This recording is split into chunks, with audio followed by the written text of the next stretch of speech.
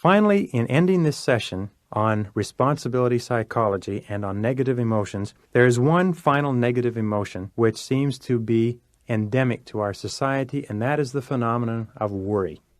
And I would like to give you a formula for dealing with worry. First of all, 3 points. Number one is that one of the best definitions of worry that I've ever heard is that worry is a sustained form of fear caused by indecision, which means that as soon as we make a decision to act in any worry situation, the fear and the tension and the stress begins to diminish. Second of all, worry is negative goal setting. It is thinking about, talking about, and vividly imagining exactly what we don't want to happen. And from what we know about the law of belief, the law of expectations, the law of attraction, that if we are continually thinking and worrying about a particular situation, we are attracting it into our lives by iron law. Third, the only real antidote to worry is purposeful action. It is systematic, deliberate, purposeful action, contending with the worry and dealing with the worry situation and overcoming it. So here's the formula for dealing with worry. One of the most powerful methods, often called the master method, if you like, for dealing with worry.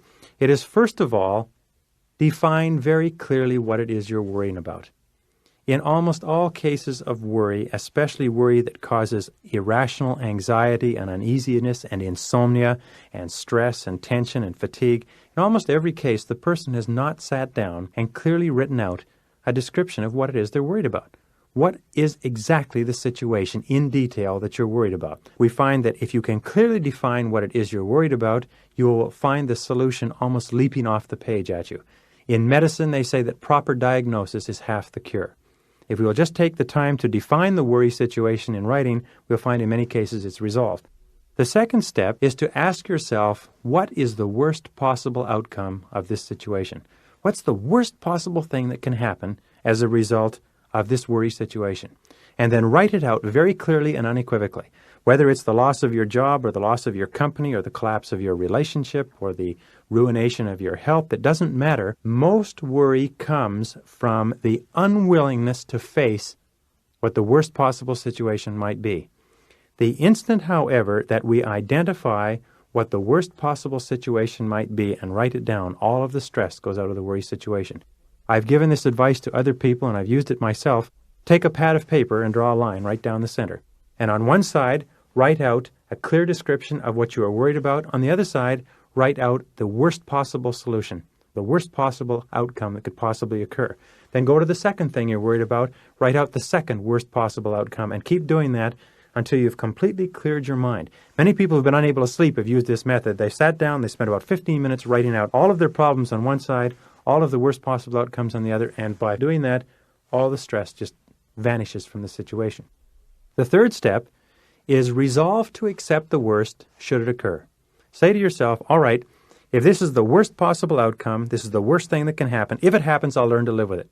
I will not cry, I will not fuss, I will just accept it and I'll learn to live with it, and that's the end of it. Once you have resolved to accept whatever happens, you will find that, again, you have nothing left to worry about. Once you've decided that this is the worst that can happen, and if it happens, it's not going to kill me, and in most cases it's not, then you stop worrying. Then the fourth step and the final step is to begin immediately to improve upon the worst. Once you've accepted the worst that can possibly happen, then you do everything humanly possible to make sure that the worst does not happen. But an interesting transformation will now have taken place in your thinking. From being negative and stressful and worried over what might possibly happen, you have gone to the point of clearly defining the situation, looking at the worst possible outcome, deciding to accept it, and now your mind goes calm and clear, and the fourth step causes you to launch forward to do everything in a positive way that you can possibly do to make sure the worst doesn't happen. So that every step you take forward from now on is positive. It is an upward direction. It is purposeful, systematic action in the direction of resolving your problem situation. And more people have used this method to resolve more worry situations than any other method in all of history. By the way, if you are thinking of going into a situation that requires a serious commitment of some kind, this is a perfect way of analyzing the situation and deciding whether you should go into it. Say, what's the worst thing that can possibly happen as a result of this decision, and am I willing to live with this should it occur?